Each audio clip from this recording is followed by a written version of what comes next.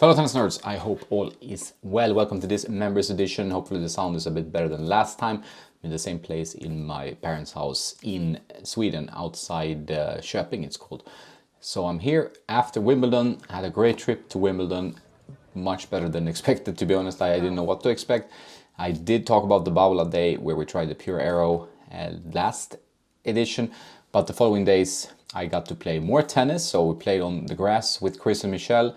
That was in the last video, but I also got to go as a player guest for Wimbledon. My friend Carl Adrian, who's the coach on Tennis Nerd 2, he managed to arrange, thanks to Roman Safiulin, a players pass. So I was in the players lounge having food there, hanging out with the players. Some of them I know. I know Stefanos. We've been dealing with each other for 2 years pretty much now.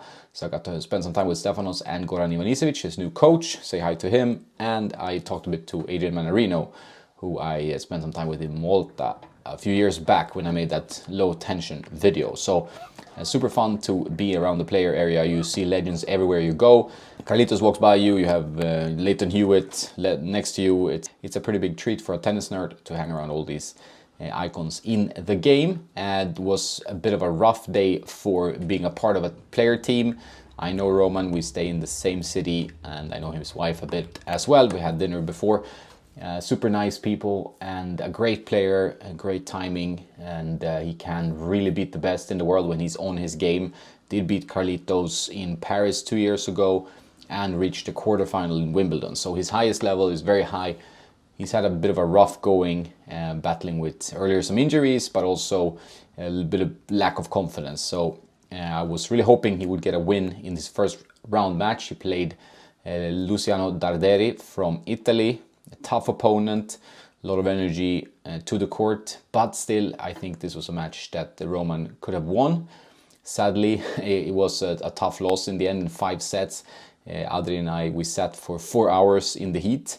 It was pretty unbearable heat this day in London. We shouldn't complain about the sun in London, but there were some people getting heat strokes, and it was a pretty physically demanding day. You were sitting there sweating. You want to cheer on your player. You want to make sure he is vamosing and ready to go. But this day, some rackets falling over there. But on the day, it simply wasn't meant to be, sadly. 5th set, he faded a bit. I think the 4th set was the key to the match. He was up 2-1 and got a little bit of a bad start. And then, yeah, it went downhill from there. Stefanos, my other player I know, he lost after retiring with a back issue after 2 sets. We did not talk about this back issue when I met him the day before. But, you know, these things linger all the time with the players and they pop up. I think pretty much every player has some injury ongoing and that they need treatment for. It's just about if you can play through it, if you can play with painkillers, that many do. Or if you're just physically fine that day, that's a huge up for you. So 2 losses for the guys I know. Manarino, he managed to win 2 matches in a row. He's still in the conversation there to go for a run. I would say his game is very well versed for grass. But a beautiful day for me personally, despite the loss. I met Ashley, the tennis mentor, gave me his cool training deck, which I will talk about more in the future. I haven't really checked it out properly yet, but I will give that a go. Good ideas, I'm sure, in there. And Dylan, Tennis with Dylan, a good friend of mine and a great coach as well. I'm sure you maybe follow them on Instagram or YouTube. They're pretty big in terms of following there. I also met Felix Mischker, a buddy of mine who's been on the podcast. Michael Joyce, a good coach who's been on the pod as well. Rachel Stuhlman was also on the pod a while back. So I did bump into a lot of people besides the players, coaches and so on. So it's like a small little bubble, the tennis circuit that moves around, and you bump into the same people wherever you go. But Wimbledon is an amazing place. It's just you can feel the history, and the players are taken care of really well. You have like this lunch restaurant where you go in and you can just pick, like, do you want pasta, do you want sushi, do you want rice, do you want some Thai food, what do you want, you know, strawberries and cream, desserts, snacks, fruit. Just impressive. Go to Wimbledon if you can. It's a bit of a hassle with tickets. I was lucky in the end to have Roman there as a player who could hook me up, and that really helped. We see if I can help him out with some gear adjustments in the future. I got to go to Rains Park, which is like a training facility not that far away. Just a amazing facility with loads of grass courts, some hard courts which we played on. I did not film here. I don't know why. It was like 40 degrees. It felt like, and my head was a little bit sun-stricken. But I didn't film. I played with Michelle and her friend Dan, who is married to a WTA player, and my friend Sam from Tennis Express. So we managed to play some dingles. And I did try Tommy Paul's V-Core 98, not with his string setup though. It was with a new string from Yonex. Really good racket actually. This was the Pro Stock version of the Yonex V-Core from 2023. I just felt like it played better, like I had more solid feel, obviously customized to Tommy's specifications, and did feel a little bit extended, look a bit extended. I didn't check it 100%. But you could swing it fast, you got good power, good spin, you still had some control from that string pattern.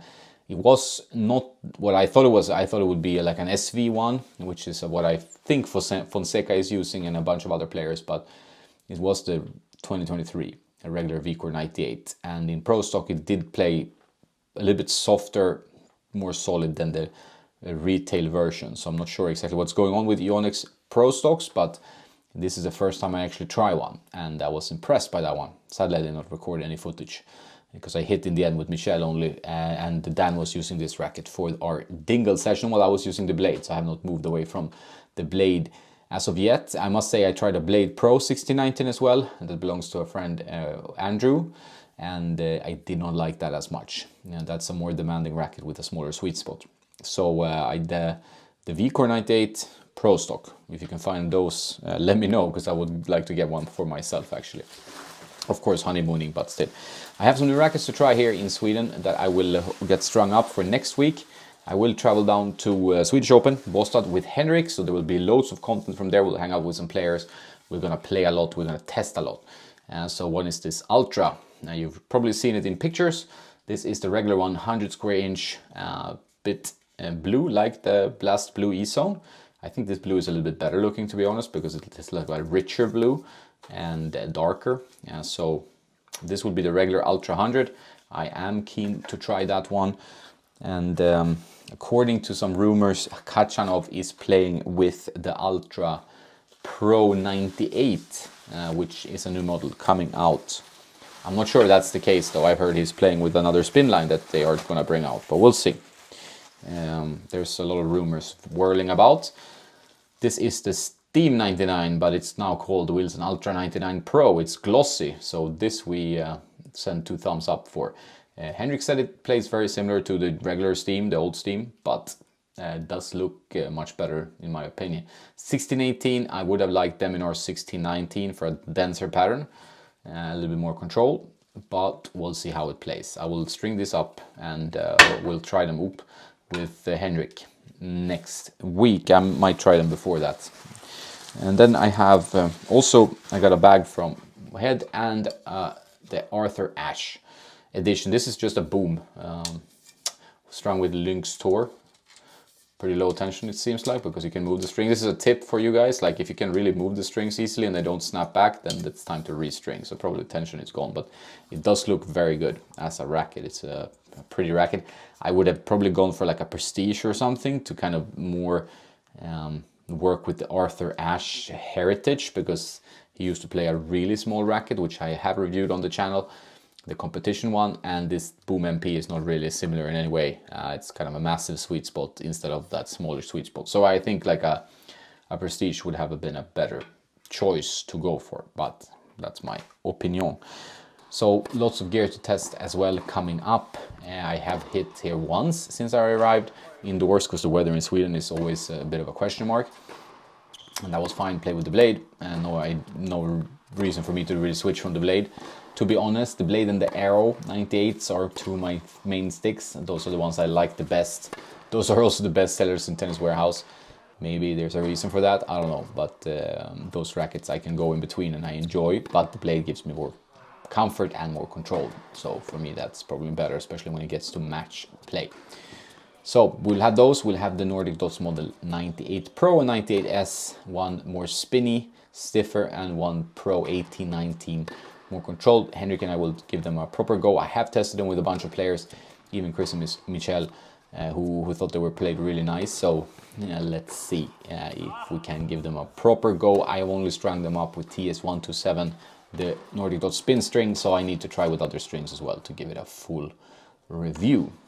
So that's also. So next week will be loads of tennis and more tennis content to come, more rackets to test. I'm supposed to get an N-Code Tour 90 reissue also from Wilson, but I have not received any tracking information, so I don't know that. I was also supposed to try a Sabre copy, like an idea that is similar to the Sabre from Court Spin, my buddy Julius over there at courtspin.eu.